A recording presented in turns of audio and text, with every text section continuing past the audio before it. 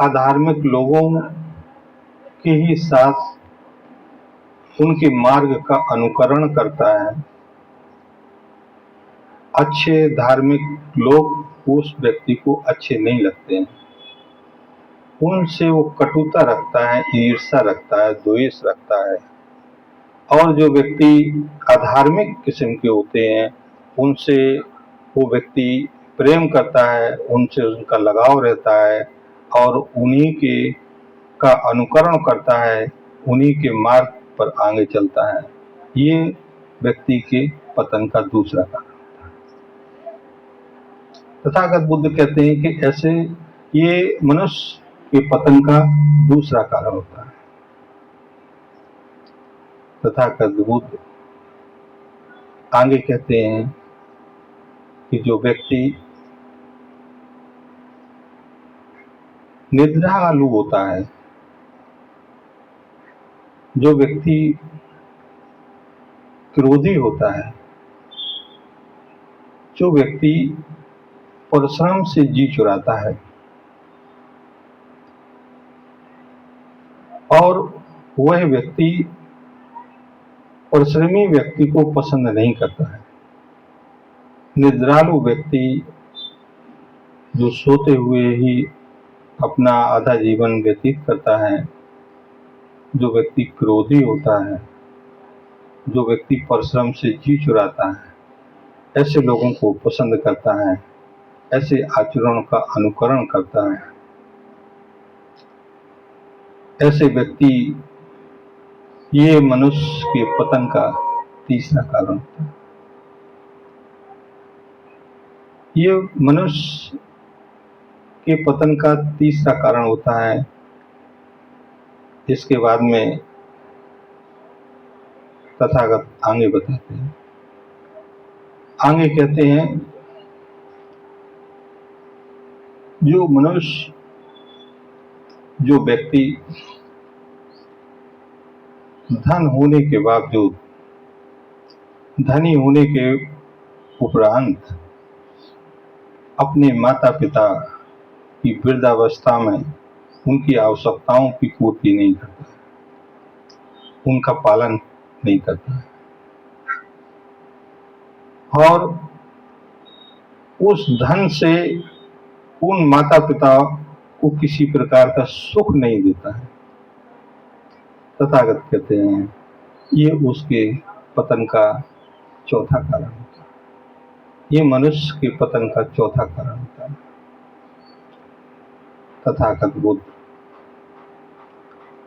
उस श्रवण को आगे समझाते हुए कहते हैं कि वह व्यक्ति जो धनी है, जिसके पास में पैसा है और उस पैसे से का उपभोग वह मनुष्य केवल अपने लिए करता है, अपने परिवार के अन्य सदस्यों के लिए नहीं करता, अपने रिश्ते नातेदार के लिए नहीं करता, अपने समाज के लिए नहीं करता है, केवल व्यक्तिगत अपने उपभोग के लिए उस धन का उपयोग करता है।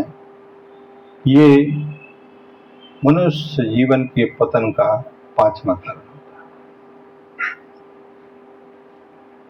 इसके बाद में तथागत उस श्रवण को आगे बताते हैं कि जो व्यक्ति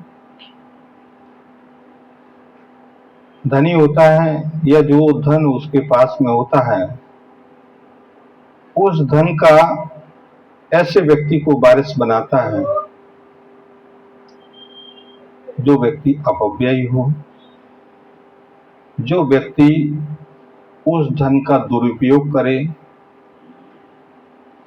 जो व्यक्ति उस धन का किसी दूसरे की शील सदाचार को भंग करने में उपयोग करे, अपने शील सदाचार को भंग करने में उपयोग करे, ऐसे व्यक्ति को अपने संपत्ति का, अपने धन का वारिस बनाता है, वो व्यक्ति पतन के रास्ते पर रहता है। उस व्यक्ति का पतन होना ही है, होता ही है। तथागत बुद्ध इसके बाद में बताते हैं कि वह व्यक्ति जो व्यक्ति झूठ बोल करके दूसरे को ठगता है, जो व्यक्ति मिथ्याचार करके और दूसरे व्यक्ति को से धन ठगता है, शीलवान उपासक से भी ठगता है, धार्मिक व्यक्तियों से भी ठगता है और अपने आप को प्रसन्न चित सोचता है या उस व्यक्ति को ऐसा करने से खुशी मिलती है, तो ये उस व्यक्ति के पतन का 8-7वां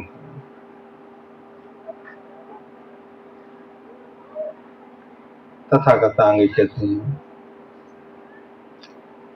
कि ऐसा व्यक्ति जो व्यक्ति और स्त्री गमन करता है और उसका समाज में निरादर होता है, तो होता ही है, लेकिन वो व्यक्ति का सामाजिक पतन होता है और धार्मिक पतन होता है, आर्थिक पतन होता है और यह उसके पतन का 9वां कारण है। तथागत बुद्ध आगे कहते हैं कि वह व्यक्ति जो व्यक्ति वृद्धावस्था में नवयुवती को ब्याह करके लाता है और उसके प्रति द्वेष करता है, द्वेष रखता है, कटुता रखता है, ऐसे आचरण करने वाले व्यक्ति की ये पतन का 10वां कारण है।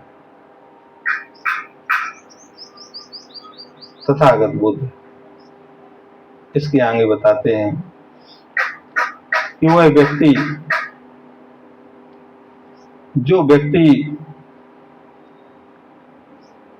अपने कुल को श्रेष्ठ समझता है, अपने गोत्र को श्रेष्ठ समझता है, उस पर अभिमान करता है, दूसरे का अनादर करता है, दूसरे का तिरस्कार करता है, दूसरे का अपमान करता है और एक घृणा की दृष्टि से देखता है, अपने आप पे अपमान करते हुए दूसरे व्यक्ति का अपमान करता है और अपने आप को श्रेष्ठ समझता है, ये उसके पतन का 11वां कारण है।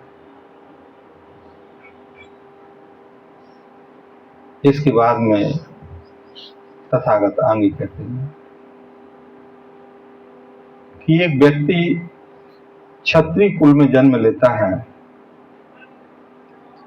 अल्प साधन उसके पास है, सीमित धन है, सीमित बल है, इसके बाद भी वो व्यक्ति राज सुख भोगने के लिए, राजा बनने के लिए लालायित रहता है और इस सोच को मन में पाल करके दुखी होता रहता है और अपने आप को दुखी करता रहता है। राजसी सुख भोगने की इच्छा, राजा बनने की इच्छा को पाल करके वो अपने आप को दुखी रखता है, ये पतन का 12वां कारण। तो तथागत आगे कहते हैं उस श्रवण से कि इन 12 कारणों में